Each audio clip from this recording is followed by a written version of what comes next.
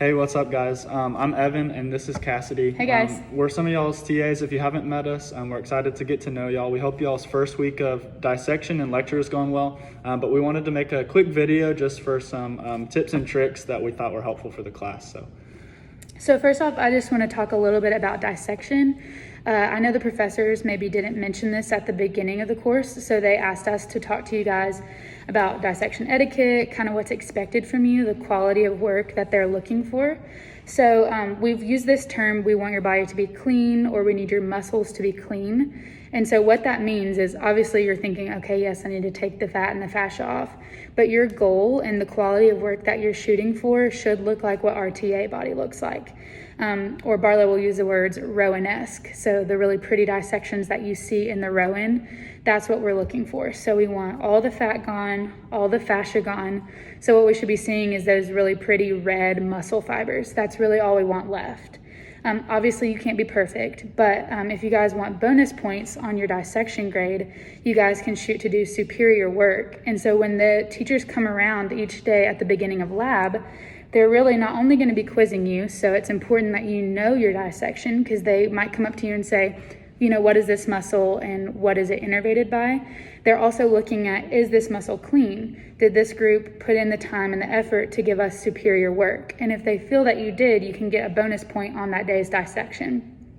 So that's always what you're shooting for, is because you want to have good quality, clean work. And they said they didn't exactly emphasize that at first. So we wanted to just give you guys that's what they're shooting for, is clean work, good dissections, a complete dissection, meaning you have all of the objectives that they were looking for that day on both sides of the body. So both the nerves, both the arteries, things like that. And then the second thing that we just really felt was important to emphasize is that dissection is obviously a team process. So you guys are going to be working in groups, and you guys are going to succeed or you're going to fail together. So it's really important that I know when I was in y'all's shoes, I wanted to leave at 5 and go get dinner and refresh, and that's totally good. That's an awesome method. But also, if your group agreed that y'all are going to come back at a certain time, or that you each would put in a certain amount of time to finish your dissection for the next day, it's really important that we all hold ourselves accountable and hold our group accountable, that we're all working together, because we want to be able to put in equal amount of time, equal effort. That way we can put out superior dissections.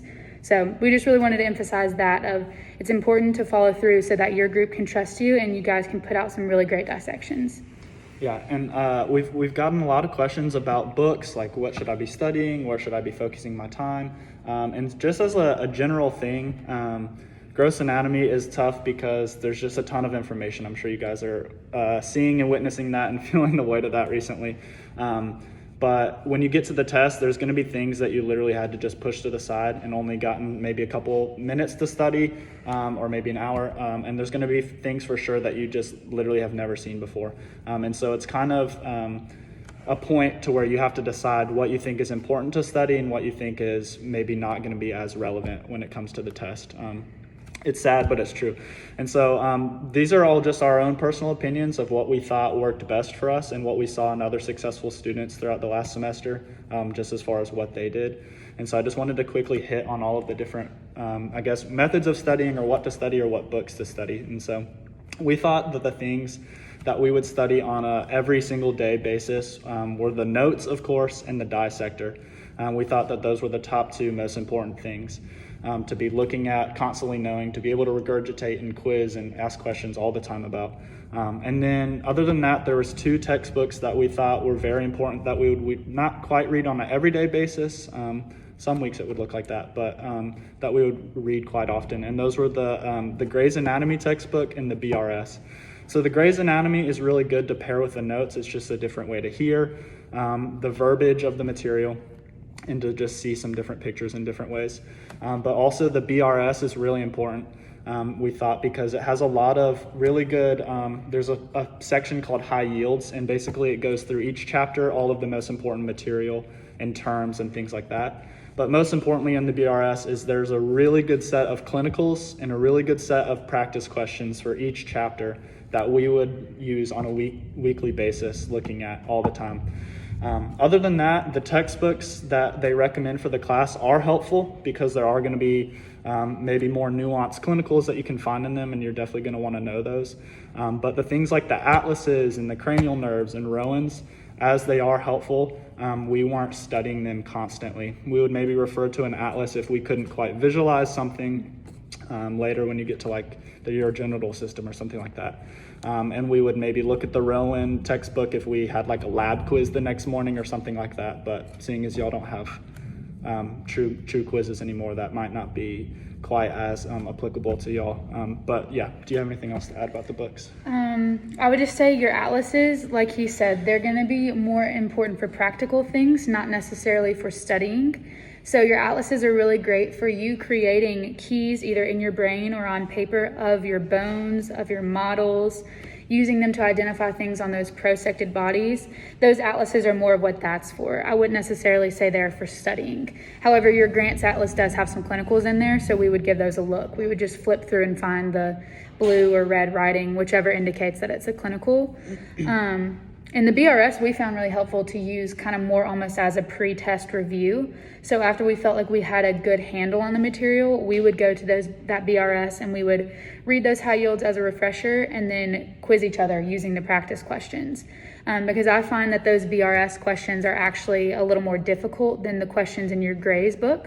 So maybe if you want to start with the Gray's questions and then move to the BRS, if you can really master those BRS questions, that should be a pretty good indicator of if you can master an exam question. The next thing is we just have a few little general, more nitpicky suggestions.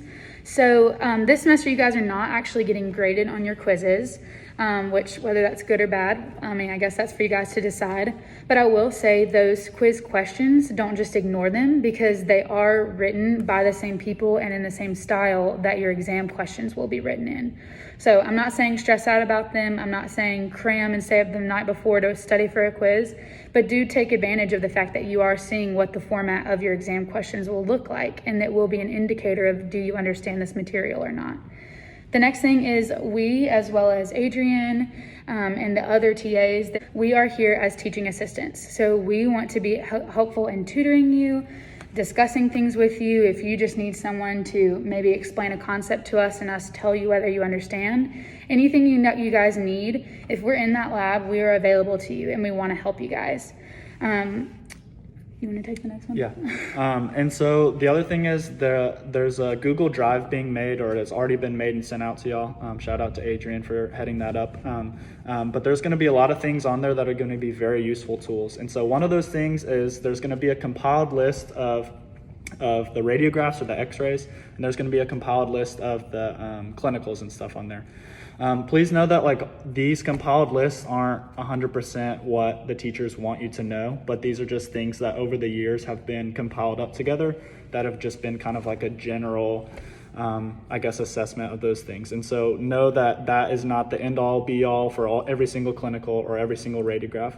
But as far as the radiographs go, we thought that was probably the most efficient way to study the radiographs, because they do pull those from literally like 5 or 6 different textbooks, and that's a really good place, although it doesn't have every single one and it might not be the best pictures all the time, but that was a great place to at least start. Because the radiographs could often be pushed back to the side. A lot of past year students will say, yeah, don't study the radiographs until the week before, the night before, day before, whatever. We would recommend more studying like 3 or 4 or 5 every day.